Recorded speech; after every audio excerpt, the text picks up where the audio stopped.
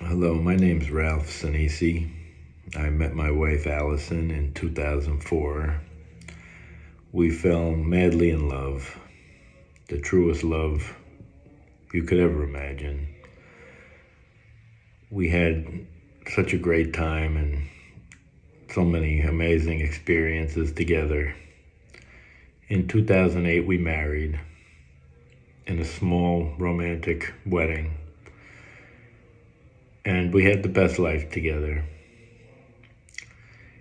In 2012, we got pregnant. We put off starting a family for a little while to travel and enjoy life together, and we were so excited to start a family together. And unfortunately, we found out that we both carried a genetic disease, and we had to end the pregnancy. This put us on a horrible time, 7 years of failed adoptions, IVF, foster children. We tried everything to start a family, and we had given up and decided to just enjoy spending our lives together. And we got the biggest miracle. We were called by the state that there was a safe haven baby whose mother had given birth anonymously at a hospital, and they had chosen us to be her parents.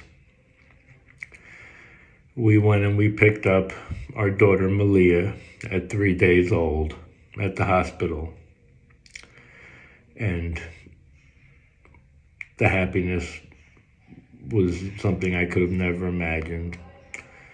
The three of us together was the best. The love that we had together was a love that is not even able to be put into words. We had a great year together. Unfortunately, then the pandemic hit and things became very stressful. We were in a building with over 500 people. We lived on the 11th floor. The elevators became a really scary place.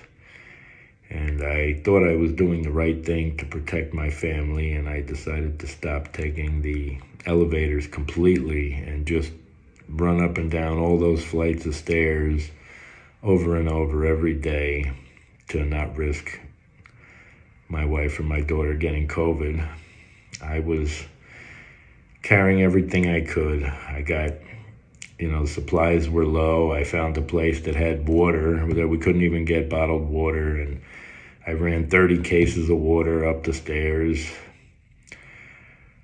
I was carrying as many as I could at a time to not take as many trips because it was grueling. It was just grueling running up and down all those flights. I got all the groceries, all the supplies possible because of all the shortages. I was running everything up and down for us to get in and out of the building, running my daughter, running the carriage, everything up and down the stairs. And then we decided to move out because it was getting worse and worse. And we had a family house that was empty down the shore that we were able to go to have our own entrance and exit and not be around other people, where we could just quarantine and be safe from what was happening with the pandemic. Then moving out, I was carrying all I could down the stairs. I filled up my truck a couple times, and on the second day of moving out, I felt something wrong, like I had pulled a muscle, like something wasn't right, but it wasn't immediate pain. I thought after that I just had some digestive issues, because I had digestive issues most of my life. I had gone to multiple gastrologists through my 30s, and they just told me there wasn't anything I can do, that I had to deal with it, that, I had IBS and I could eat a high fiber diet, but that was about all I could do. I just had to live with it. So when this happened, I thought it was just my digestive system getting worse, because there was a lot of stress, between the pandemic, and I run two small businesses that I've had for 25 and 17 years. And I thought it was normal to have some issues, and then I stopped sleeping. And I was up all night just thinking about all the problems and things that were bothering me. And I thought it was normal, because it was normal to have a sleepless night once in a while, but all of a sudden I was having sleepless nights almost every night. I would lay there and just try to keep my eyes closed, and I just couldn't sleep. I was definitely acting moody, and I was always a very calm person who didn't let things bother me, but all of a sudden things were bothering me. Everything from loud noises to to anything at all that would bother me even a little bit seemed to affect me more. And my wife was telling me that I wasn't acting like myself, but I had no idea. I just thought it was normal to be acting stressed out because I had a lot of stress I was dealing with. I kept going because that's what I do. I'm someone who keeps going and just keeps doing all I can to support my family and be the best person I can. And I always did put myself last, and I never went to the doctor because I didn't think there was anything they could do, and I just thought I had to deal with, not feeling great, and between not sleeping and my digestion, I thought everything made sense. So my wife couldn't take it anymore because I was such a different person, and we were going to buy a house. This is, going a while. I was sick for a while and I didn't know it, and I got really stressed out after telling her we can get it because she loved it. Then my thoughts just kept going around about bad things that could happen, and it was on a very busy street near a very busy intersection, and I just was very stressed about it. I was thinking to move out of the city into the suburbs. We were going to go somewhere quiet on a quiet street where there weren't big trucks going by, and we could just relax and live a simple life. But I was very concerned, and it was overly concerned, which I didn't know. But I told her we couldn't get it, and between how I was acting and then I was getting so upset that I was acting mean to her. I was never physically violent, but I was very emotionally wrong. I was not being there for her emotionally. I was so concerned with my own feelings, which I never was. I never put myself first ever. I always put everyone else first besides myself, but all of a sudden I was putting my own feelings first. And she had a friend who was a very angry person who had a bad divorce, and she told me a couple weeks before she left me that her friend was a bad person and she shouldn't talk to her ever. And she said her friend was crying to her saying, "You don't hang out with me enough, you don't give me attention." And meanwhile, this is a 50-year-old woman, and we had a 2-year-old child, and this woman was upset because she wasn't having my wife as her friend the way she wanted. And I didn't know, but she was telling her everything possible to do all she could to get her to leave me because my wife had told her I was acting differently, and instead of helping my family, she wanted to do everything she could to destroy it. And she convinced my wife to talk to her attorney, who had already been taking all her family's money for over 10 years and had hurt her family and her children and everything so much already. And my wife spoke to this attorney, and she left me, and she never spoke to me again. The attorney made sure that we never spoke because he didn't want to lose a customer. He knew if we spoke that there was a good chance we would have reconciled. And I went to the doctor after my wife left, and I was in disbelief. They called me and they said that I had been internally bleeding and I had tears in my intestine and I had been bleeding to death, and I didn't know or understand what was happening. I was positive that when my wife found out that I was bleeding to death and that it was affecting me mentally because I had lost so much blood that my brain was not getting proper oxygen and blood flow, that she would understand that that's what was causing me anxiety as a symptom of what was happening to me physically. But she said I was using it as an excuse, and she never spoke to me again. She's done everything she can to hurt and punish me for how I acted. It's just been horrible. It's been a nightmare. I've been living in a nightmare. I feel so terrible because I did hurt my wife and her family. I was saying very mean things and getting really upset when I had this anxiety. It was giving me panic attacks, which I didn't even know what were. I didn't know what anxiety or panic attacks were. I had never had them in my life. And when your brain isn't working right with some type of physical illness like this, you believe that you're thinking correctly. It's very tough for anyone to realize that their own personality has changed.